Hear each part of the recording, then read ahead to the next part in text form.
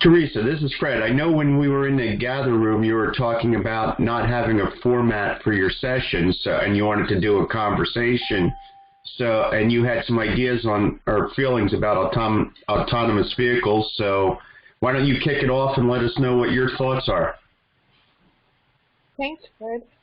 I'm a brain disease patient advocate on Capitol Hill. I've been shaping appropriations and legislation federally since 13, and I've really focused since 17 on the committees on jurisdiction to assist solutions to traumatic brain injury and post-traumatic stress syndrome for our veterans and our current military. Because of the technology used even just in training domestically, brain impact is happening for many people in the services, especially our Army members. And as a result, I've covered a lot of adaptive sports events because adaptive sport is something really helping in recovery of brain injury. I came across a lot of technology covering the international games in Orlando, Florida in 16 and in Toronto, Canada in 17 of Prince Harry's Invictus Games, bringing the coalition of military forces and their members who are injured and their caretakers and family to those locations for the competitive event. And I could really see that the veteran community was using technology in its recovery, whether it be mastering wheelchair basketball or tennis, or just being adept at adapting. And with Jaguar Land Rover being a major corporate sponsor, I was exposed to some of the efforts they're making in the autonomous field and started looking at the national policy and some of the statewide policy on the trend. And what I have discovered is that we don't have a national policy, and the Senate and House version in 18 and 19 didn't come together in conference to make it into a bill that was signed and passed. But I do feel that with the proposal of the infrastructure plan that's appearing to be quite broad by the Biden administration, especially under Secretary Buttigieg, that who was a veteran, that this trend in autonomous vehicles might find a federal policy soon, or at least there's hope of it in the next 4 years. So I'm interested in, I've come to Transportation Camp because I'm a friend and neighbor of Andy Sharp, and I'm also the granddaughter of a trolley driver, and who was a founding union member of the Transportation Workers of SEPTA. And one of my cousins is on the board, who's now serving state senator. So I have an attachment to SEPTA and transportation. But I have a real keen interest in trying to help shape the federal policy based on seeing how helpful that technology could be to the disabled. So that's where I'm coming from. That's my perch.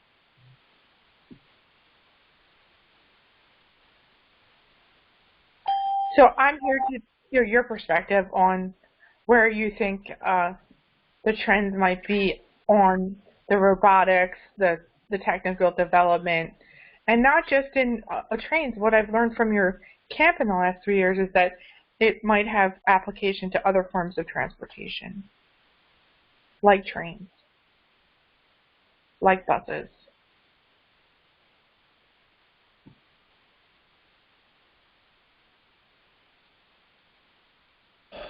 So, from what I see talked about a lot in the industry, most of the development is around autonomous single occupancy vehicles or something approaching that. And that's a long way from being production ready, if you will. And in order to be fully autonomous, probably is going to require large-scale changes to how pedestrians interact with roads that I don't think most people would tolerate. because I think for autonomous vehicles to work, you're basically going to have to gate the roads off from the pedestrians and have very controlled access for them to work efficiently, and I don't think that's what we want, and I don't think that's what most people would stand for. The autonomous train technology has existed for 40 years. There have been subways running autonomously for 40 years in America. Running, commuter trains with grade crossings and not controlled right-of-ways is a bit of a bigger lift, but I think the technology is probably closer for that because there's less variables to control. And buses have a lot of the same problems as cars, but in things like bus rapid transit, where you have controlled access right away, you can do a lot. There are others who probably disagree with this. I think autonomous technology in general is overhyped, and I think it's not coming nearly as soon as people think it's coming. Myself, I agree with you. Yeah. So, and I think the ROI on it is probably much better with buses than it is with smaller vehicles. And I think, again, we'll see it first in grade separated, bus rapid transit type applications. But, the autonomous vehicles in mixed traffic is going to be hard without significant changes to how people interact with roads. It's gonna be hard to get it to work as well as it needs to work. It'll work on highways. It basically already works on highways. You could basically already have trucks running autonomously on a highway and then pull off into a parking area and have a driver get in for local roads, because local roads is where it struggles. Right. And that's what we saw in the Arizona accident in 18. And that's what shut down discussion, I think, in the Congress, because the Transportation Safety Board's report Memorial Day of 19 just really kind of shut it down, in the Senate especially.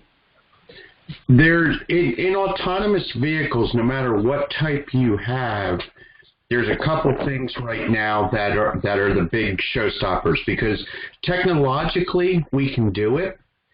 They're actually running autonomous vehicles in warehouses, 3, 4, 5, 7,000 of them within a controlled environment in a warehouse, and they interact with humans. Now, there are accidents, but when you put it out on the road, you have the cultural thing of, think about this, if you could never speed again in your life, because you're in an autonomous vehicle, how would that work? If you are going down the road and a deer jumps out in front of your car, you have a choice between a lady with a baby, a tree, and a school bus. Which do you hit? So they're the types of things. Now, the other thing which is really big that nobody realizes is, and one of the biggest detriments behind the scenes, is the insurance companies. Because if you are in an autonomous vehicle and it's truly autonomous, who's at fault if you get in the accident? Is it you? Is it the vehicle? Is it the technology developer? And nobody has an answer to that. So these are all things that right now are holding back on autonomous vehicles. It's going to require a whole different insurance infrastructure. It would have great impact on that field. One other thing I want to add to the discussion. Hi, everyone. I'm Cody Kratz. Hi, Cody. I'm not sure how familiar you all are with the different degrees, or I forget what the term is, grades and levels of automation. But one thing I've noticed is that the public conversation is mostly, when we talk about autonomous vehicles, it's what's called level 6, I think, or level 5, where it's, the car that can go anywhere in any weather situation, day, night, mixed traffic, just completely unlimited. And so when people say that we're a long ways off from automation, that's what they're talking about. But level 4 is a step below that, and I think is really what, in the public transit space at least, public transportation space, we should be focused on. And that really is just geofencing and limiting the automation. And, you know, we were talking about, you know, mixed traffic or pedestrian and bicycle and other car conflicts with the autonomous vehicles, and that's just not necessary. We really shouldn't, I mean, buses today shouldn't be sharing road space with cars, right? The solution, I think, the near-term solution, or if we wanted to get automation going sooner, is really to have larger vehicles in dedicated lanes or spaces. The other benefit of that is that the technology, the reason it's easier is that you can go out and map that geofenced environment much more thoroughly. You know, the reason that level 6 is so hard is that it's just like any of us going to a new town. Like we don't know how to get around because we haven't been there. But once you've done it a few times, you have a mental map, and the vehicles are doing that. So you can even be out there running a bus right now in a dedicated space like that, dedicated lane or on a street, and all the time for the next year until the technology is ready, we can be creating a fantastic data set of all the kinds of scenarios that could potentially happen. And so within that confined area, the vehicles can be a lot more, they can predict things a lot better because they've seen a year's worth of what can happen. So I really, I guess I've just been a bit confused. I'm wondering if I'm off base here, that like maybe we're talking about different things, and if you are aiming at what the car companies are aiming at, then that's one thing. But I don't think that's where we should be looking, because then I agree with you. I appreciate that you've Teresa, you kicked this off as focused on people with disabilities. I mean, that's the opportunity here. The only other thing I'll bring up is, I worked at VTA up until a little over a month ago, and I'm a marketing consultant on my own right now. But I know the other huge obstacle, and I don't have an answer to this, is labor, really. That there's a huge question we all in this country and the world need to tackle related to the labor disruption of, replacing driver positions with automation. And I also think that could be, there's an advantage to this happening gradually. Like let's talk about level 4. And I think because sorry, I'm going on, but I think in that situation, then I at least have this idea that I'm sure you've seen of like the person who was doing the driver is now just serving multiple roles, is still on the vehicle, and can be compensated quite highly because they are, customer service, helping, they're an ambassador, a steward, right? Keeping people safe, possibly, heck, pandemic times, maybe cleaning, cleaning in transit. There's all these new opportunities. But I think the biggest fear is once we go full automation, and you're out in rural areas or something like that, then that doesn't make as much sense. So those are the two big things, the levels and labor. That's very helpful.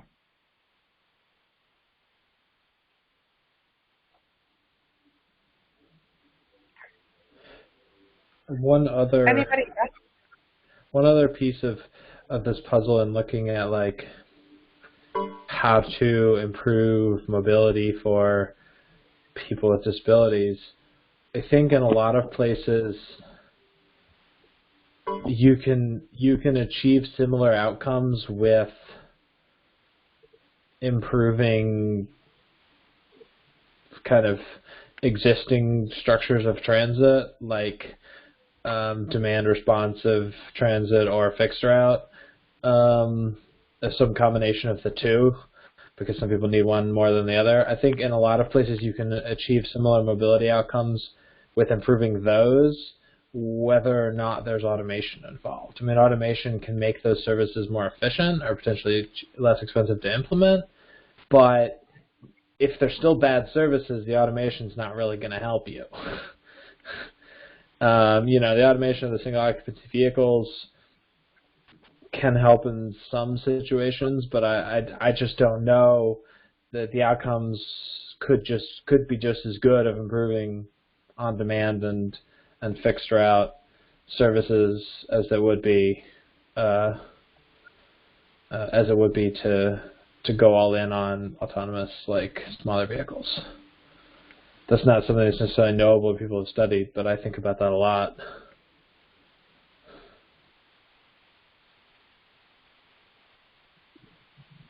If you could see how they can manage a wheelchair, it just really it amazes me their ability to pivot in a wheelchair and compete in a wheelchair.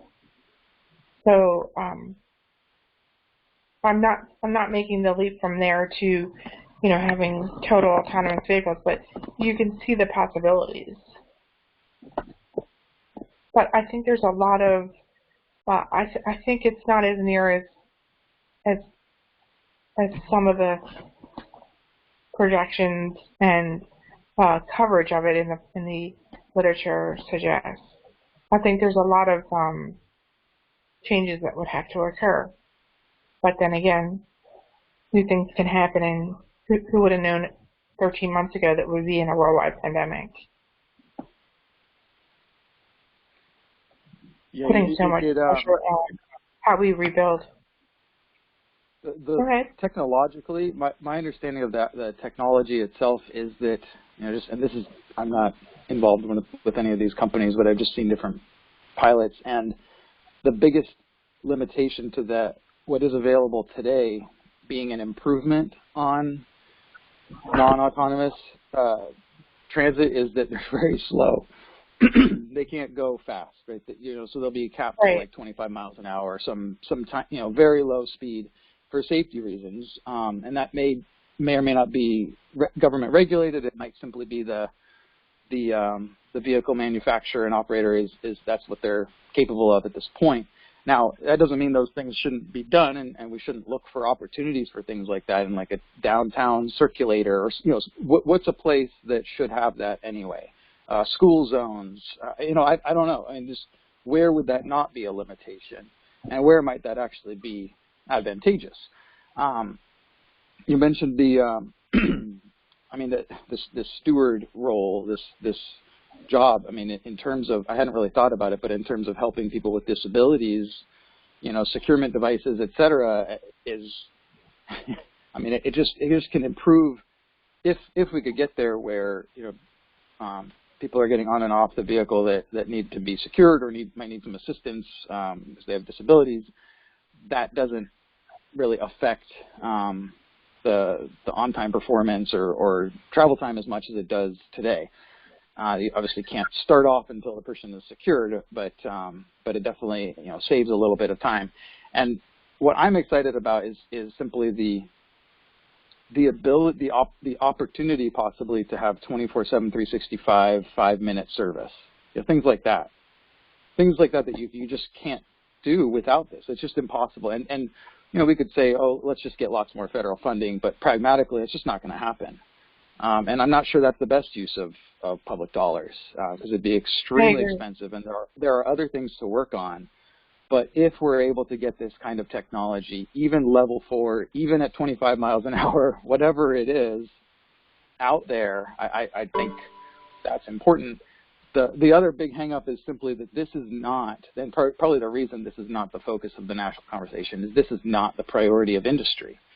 The money's not behind this. This is not important to the companies that are focused on developing the technology. So what can we do to change that, and possibly federal subsidy and large amounts of money to change their priorities is what will be necessary.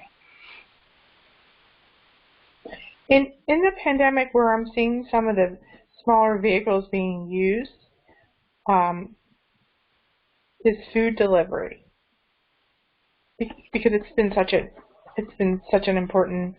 It's been an industry that's been really devastated by people not being able to come out and dine, and they have found ways to deliver food in these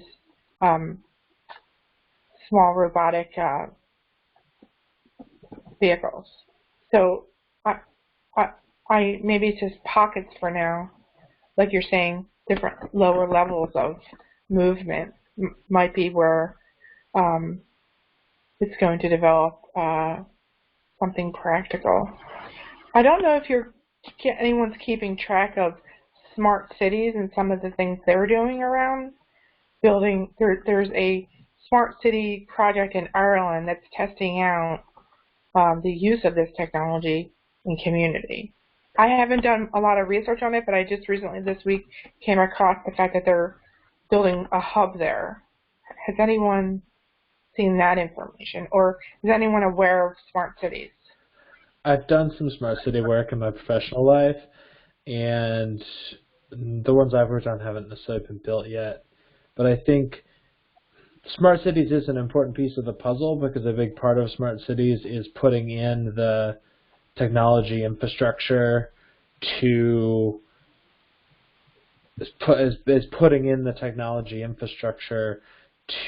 that'll help the autonomous vehicle rollouts.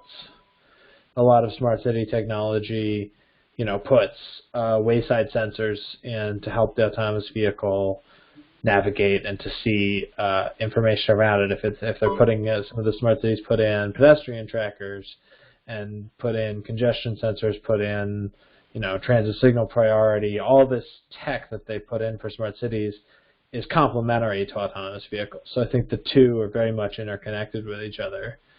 And in most cases, they are talking about at the same time. But yeah, the smart city tech tends to help the autonomous tech. We're using that those sensors to track blast impact on soldiers' brains. There's that kind of micro technology is good at accumulating data.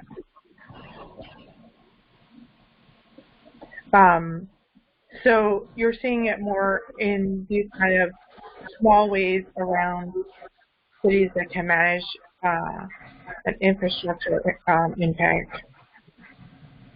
That's good to know. It's either that or it's new builds. Out in other parts of the world, like the Middle East, they're doing new build smart cities. So they're starting that. They're starting to build cities. Like in Saudi Arabia, there's a plan we worked on for literally a new city in the desert outside Riyadh that was going to be built as a smart city, which isn't obviously happening in America, but a lot of the plants here are retrofits. But the principles are very much the same. That's a point that President Biden just made this week about the world's not waiting to make these kinds of decisions. They're making them with their investment dollars. I think that's true from what I'm hearing across the world.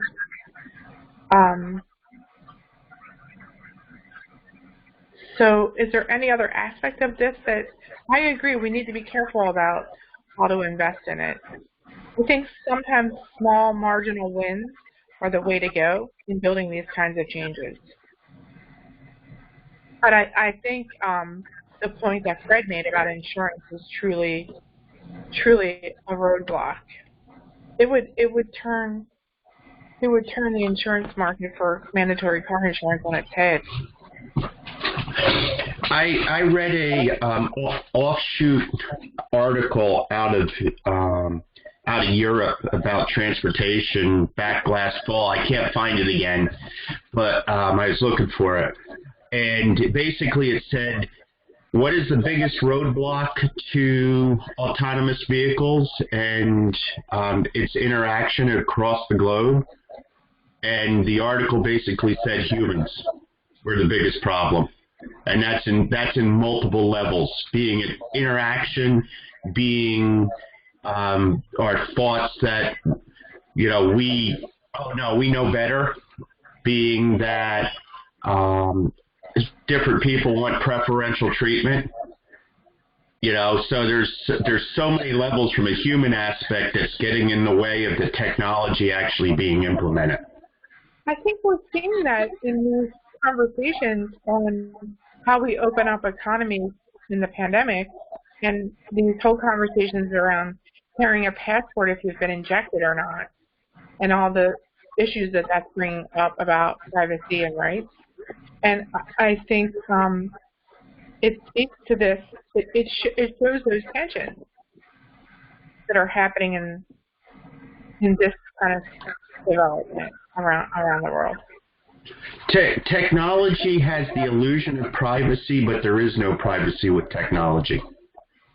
I guess what I'm saying is the privacy of your health. Like we have the HIPAA laws and everything here, but translating that into having to carry an international passport that you've been injected brings up those same kinds of fears that people have about, stuff in their healthcare record,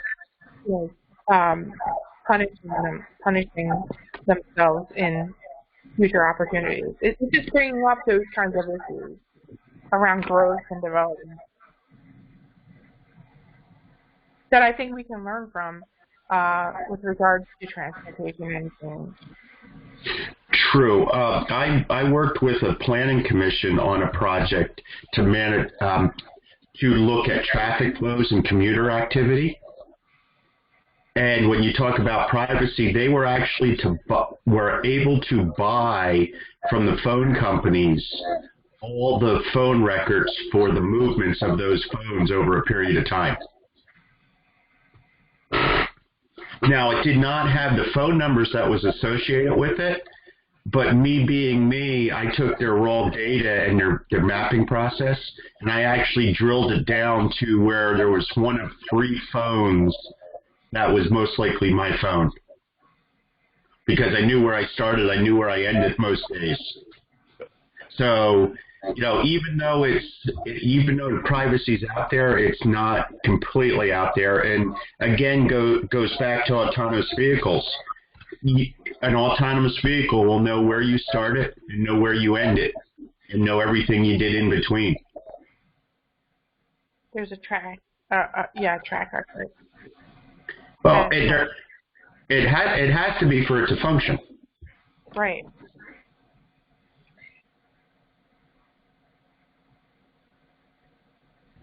I think the other thing that's interesting, there are 2 conflicting things here. I mean, there's obviously a benefit to having a smart city with infrastructure because there are a lot of limitations to trying to add autonomy to the current framework of driving. I mean, human interaction and interference, it just, you won't get that far if you try to put autonomous vehicles on roads as they are now.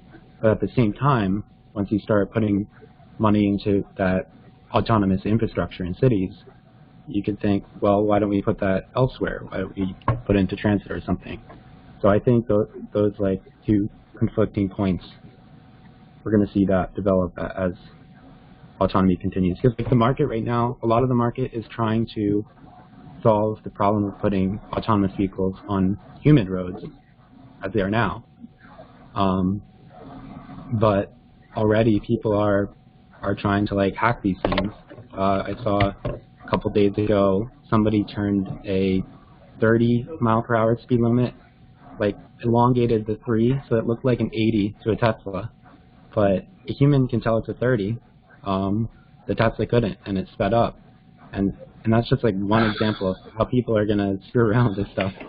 And, oh, wow.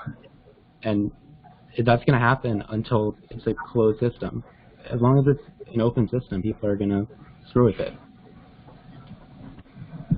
My prediction is the first place that we're actually going to see autonomous vehicles or autonomous flow is going to be in and around Atlanta on I forget what road it is, but they several years ago they put in a either a high occupancy or a peak flow road alongside the main interstate, and it's a limited access road that I actually think from the engineers that I talked to down there, they have it fairly well developed with tracking and tracing of vehicles and with the way they put the internet or the 5G access points along it, that I could see that being the first place. So on your morning commute at 5:30, you get in there, you hit your button, you're in that flow of traffic. That flow of traffic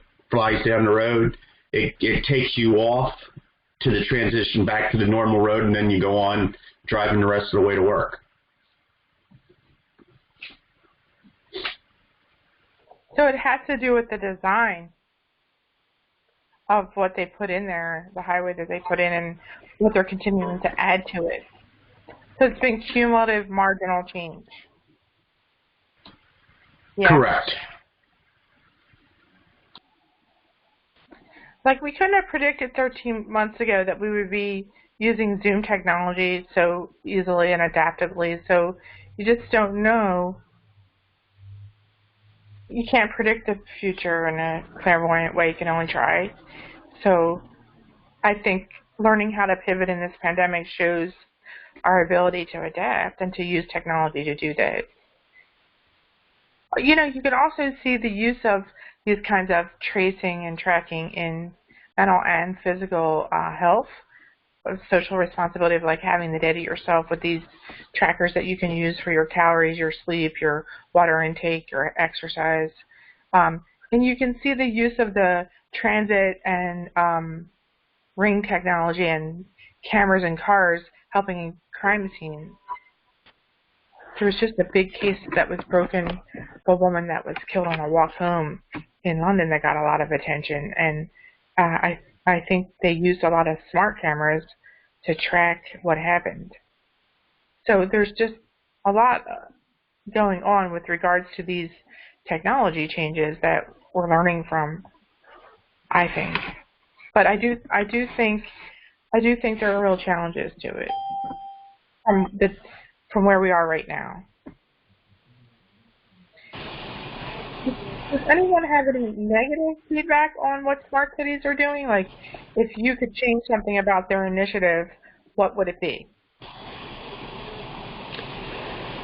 I wouldn't say it's necessarily entirely negative, but at least when it comes to autonomous vehicles, transit aside, what we've seen, at least in terms of like market leadership, isn't really going to solve any of our problems with climate or congestion. Like, me purchasing a single occupancy autonomous vehicle to take me to work still results in a car unused at the beginning of that journey and at the end of the journey, and really for probably 99% of the day.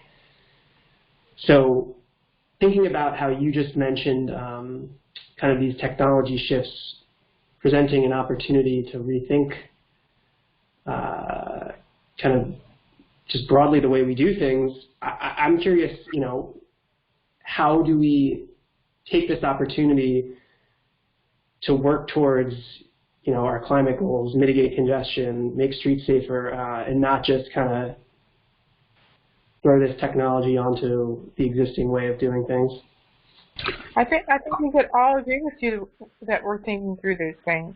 I think having the time at home allows us to think about these things that, I don't know about you, but I've had a really productive and good year at home working, which I've been doing for the last 10 years, but there's been a lot of travel up between Boston and Washington that I'm not now doing because of the pandemic. And I've also been caring for my parents during the pandemic. My mother's failed hospice and home care in last year and now thriving. And I have to say, I think the rebuild and the opportunity to think about what you just said is something I've been thinking a lot about in watching all of my colleagues and friends and family internationally, domestically, adapt to this reality. And so I think there's an opportunity for considering the bigger issues.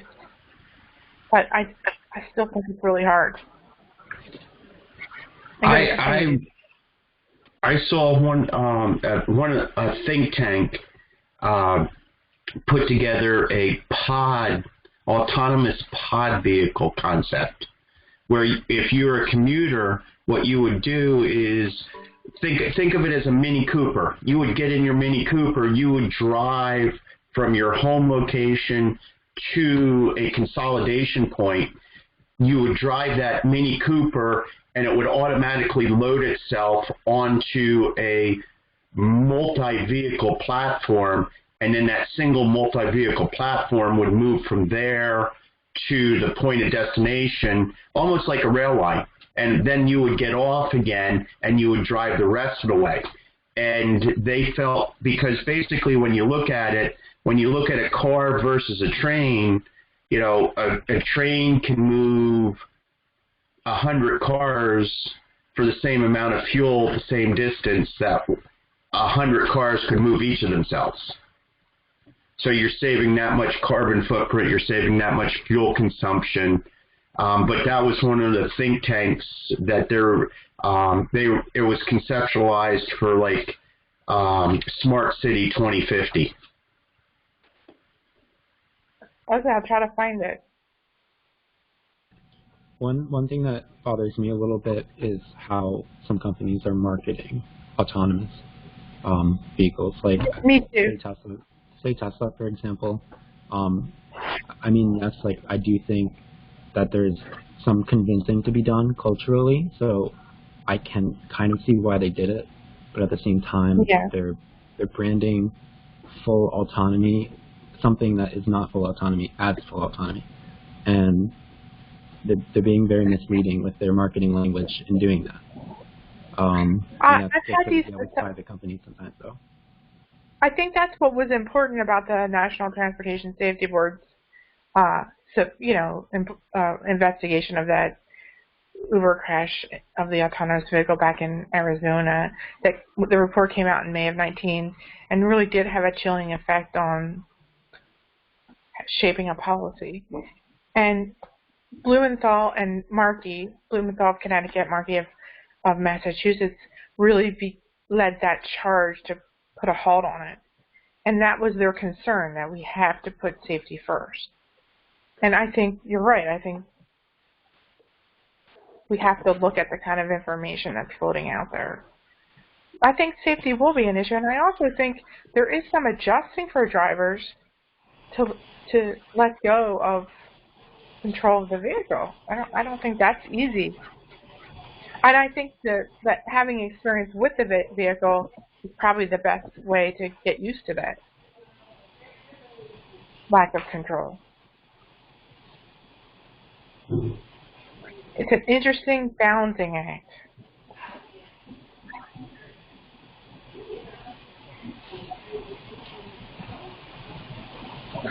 This has been a really helpful conversation. We have about 4 minutes left.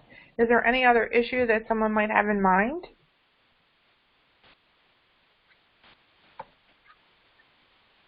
I think for me, equity comes to front of mind.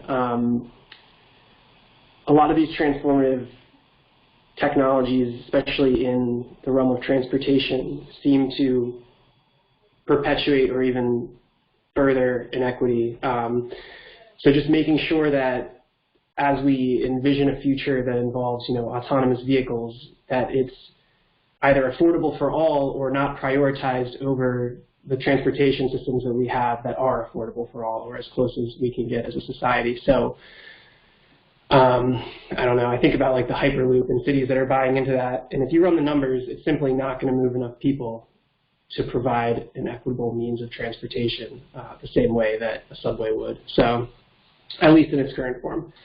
So that's a big issue for me.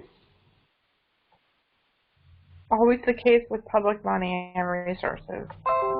I mean, that's what's really interesting about hearing the disability community talk about the potential. And I think it's really important to have the equity issues out there from the start.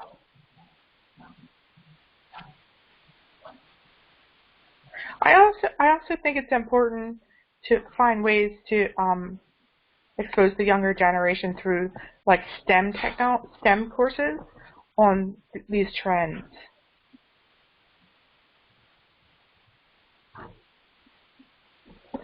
Very important. It's just that people that are in the disability community have a very hard time with basics like getting their food, getting their drugs, getting to their doctor's appointments, getting to their physical therapy appointments. So even if some of these technologies could be helpful in that kind of movement, it would change the level of care and access to it. I spend a lot of my work on access to care issues in the Congress.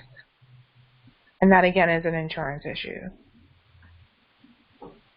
I've come to the conclusion that Medicaid is a very good healthcare system. It's a very good safety net.